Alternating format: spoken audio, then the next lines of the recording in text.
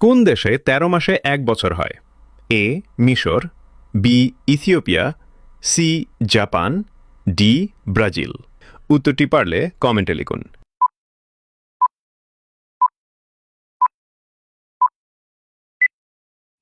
উত্তরটি জানার আগে ভিডিওটিতে একটি লাইক করো এবং চ্যানেলে নতুন হয়ে থাকলে চ্যানেলটিকে সাবস্ক্রাইব করুন এরকম আরও ভিডিও দেখার জন্য।